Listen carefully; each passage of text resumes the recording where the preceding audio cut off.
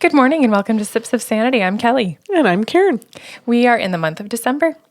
We are. This is the end of 2019. Yeah, that's a good thing. Yeah. Okay, so what's in store this month? I've prepared 5 shows to help people figure out if they're a healthy person or not.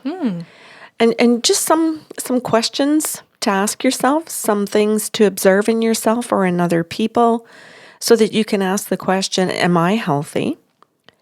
And are these people around me healthy? Am I in healthy relationships? And I think it's a good thing to do because if you're not healthy or if you've got people around you who are not, then it can be a cause for your anxiety. It can be a cause for your depression. It can be a cause for why you feel lost in life or why you just don't have direction.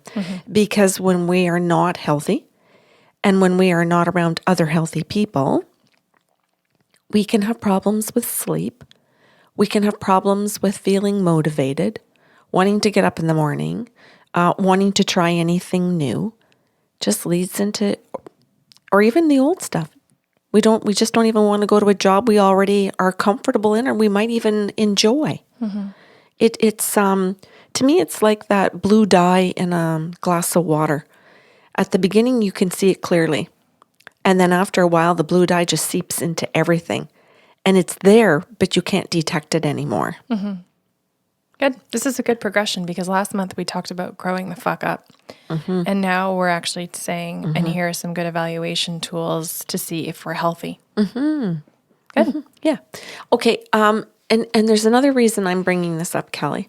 Because it's election day right now as we record. That's good.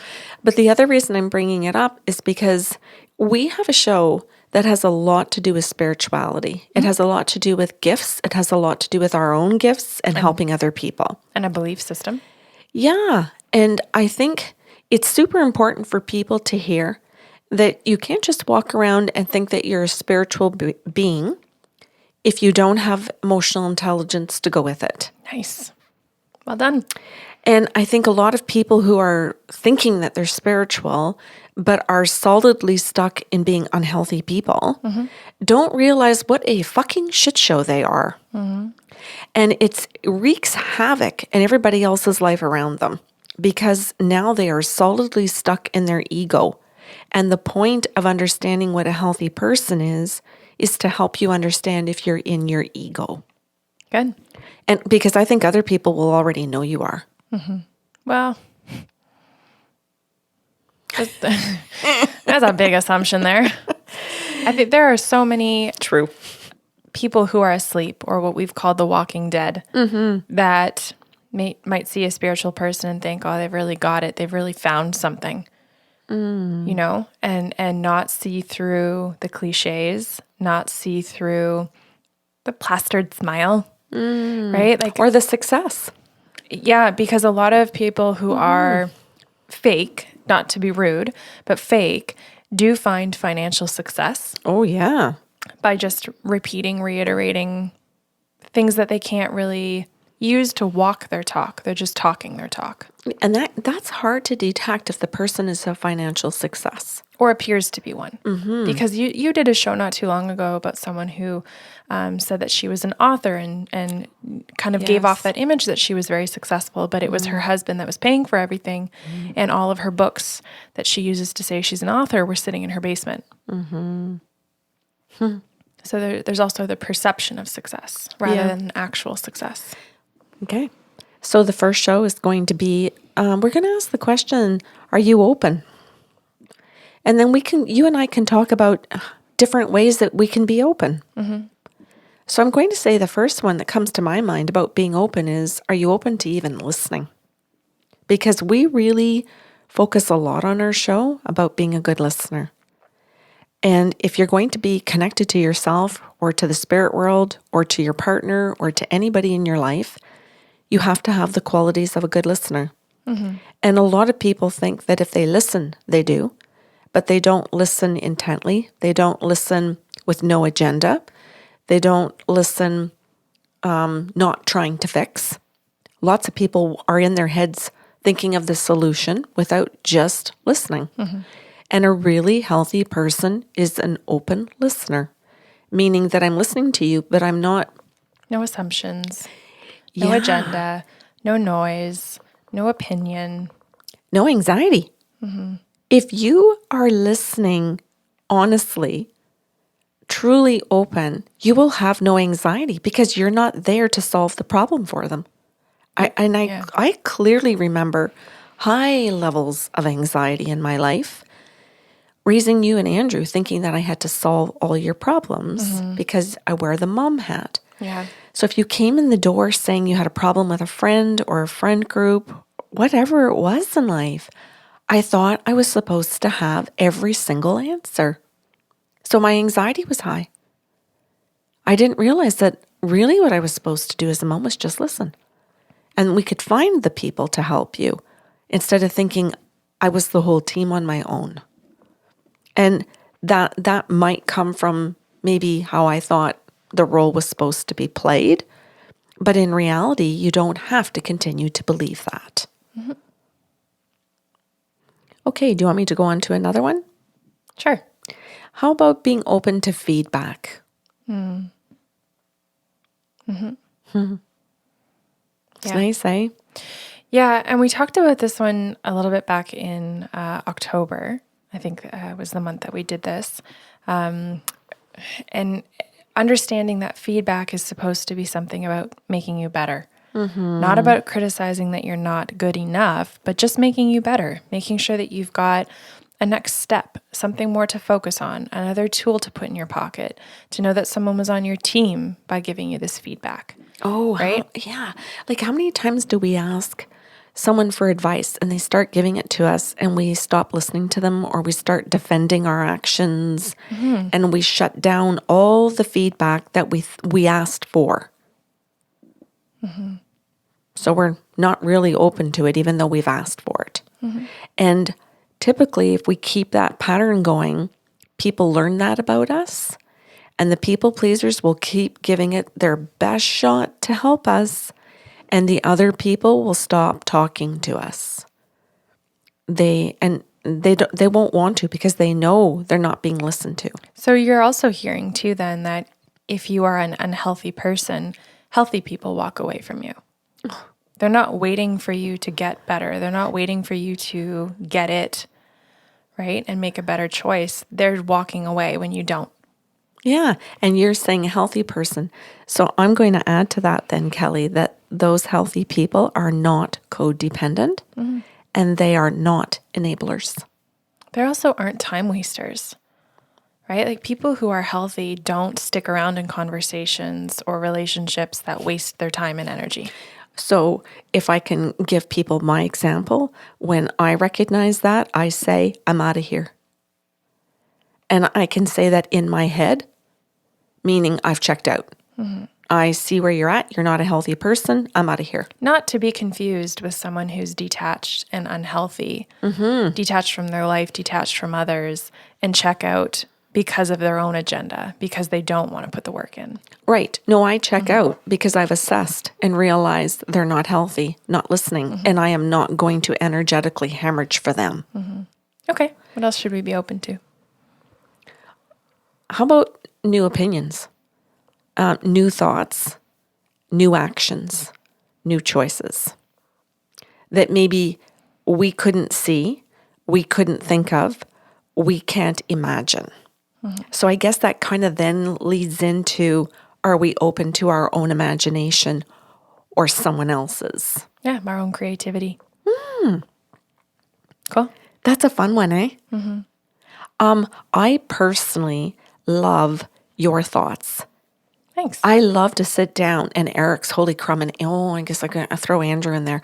You guys all have such different ways of seeing the world, each of the three of you, that I find it really interesting to observe this. Like it could be the same situation or the same problem or challenge I have, how all of you can see it differently. And sometimes I'm so blown away from the differences and the fact that I never saw any of them. But my ego's not so big that I don't want to entertain them. My ego's calm. It's curious. And it's open to the idea you guys could all have better ideas.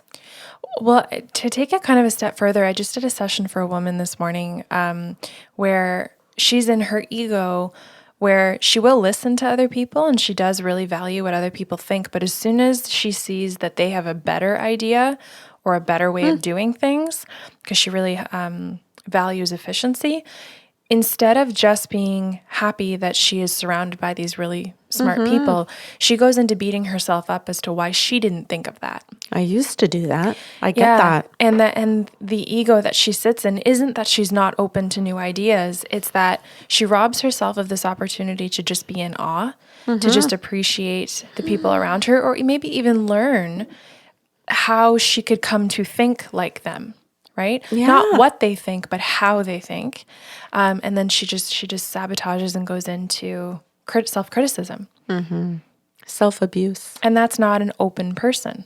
Right. And that's where the 15 forms of verbal abuse are going to get thrown into this show too, because we're talking about a form of verbal abuse that she is doing to herself, which I did to myself. So I fully understand that. And when I read the book and realized that, it was like, oh my God, the self-abuse is destroying any chance I have at being a healthy person.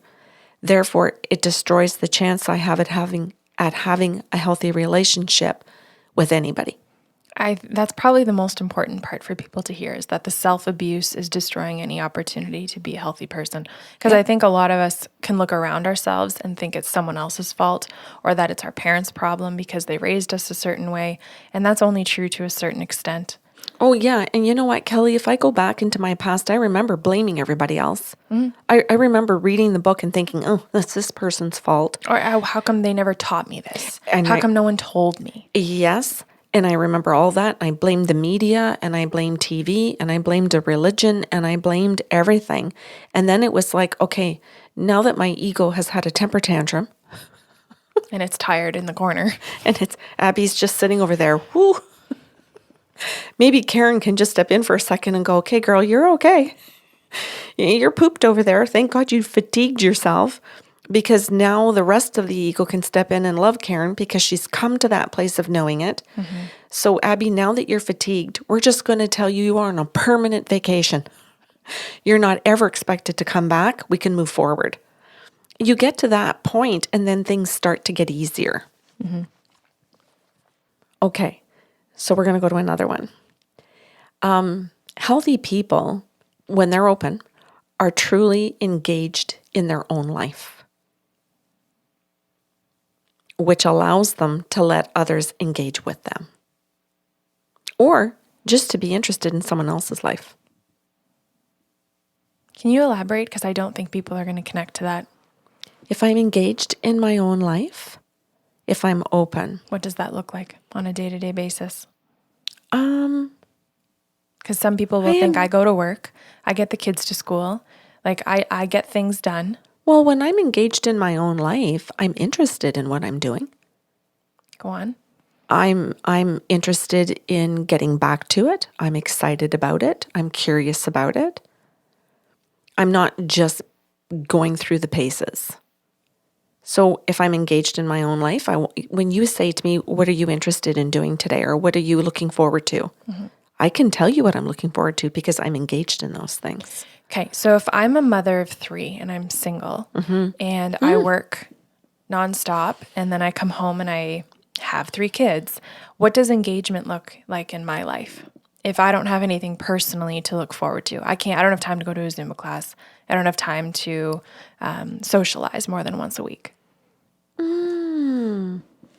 Well, I can remember those days. And to be engaged in your own life at that time is to actually be present in the moment when you are with your children, that you do actually look forward to spending time with them. And when I didn't, because, say, a certain child's behavior was not good, then self-engagement could die because I'm not enjoying their personality or their behavior. But then I had to look at my own parenting style. Maybe I had to look at boundaries or discipline. and correct things so that I could get engaged again, so that I could actually enjoy their company again. So when you're engaged, you also have to have problem-solving skills. Cool. So if you're disengaged, you may lack that and need to find those things. Engagement means that when I'm talking to a partner, I'm actually interested in the day. I'm not just saying to them, are you picking so-and-so up and am I getting the other kid? I'm actually engaged to say, what do you need today? How are you doing? I actually want to know how they feel. So engagement is being aware of what they feel and what they think, and what I feel and what I think. Engagement means I know where my boundaries are. Does that help? Yeah, it did before you started going into the partner stuff. Okay. And then I just bring it up because there's so much fluff and cliche about how self-love is the answer to a lot of our unhappiness. And for the burnt out, overextended single parent, there are not a lot of opportunities, and self-love isn't going to solve it. And so what I'm trying to point out is when you say engage in life and they say I have no energy to do anything other than the tasks I'm doing, Right. how do we give them those pockets of opportunity to say, oh, this is where I engage? Well, I would say, And that you did answer. yeah. When you said, I now need to reflect on my parenting styles. I now need to know what my boundaries are. Because if I'm not open, which is our original point, then I'm doing it one way, the way I knew or thought I knew. And even if I'm getting the same results that I don't want, I'm not open. Perfect, Kelly. Because if you're engaged, you're going to see the things that are not working for you. That's what engagement will bring you. And they will highlight what you enjoy. So you want to do more of it. And when you are engaged with your own real feelings, you no longer are willing just to avoid the temper tantrum for today and then know tomorrow's is going to come There you go. at every single event. Then I'm going to disengage with that child because I'm never going to like their personality. And I think there are a lot of parents, single or married or in any form, Yeah, you don't like their kids. that don't like their kids or don't like a partner and disengage because they don't have the tools to say, they're having temper tantrums.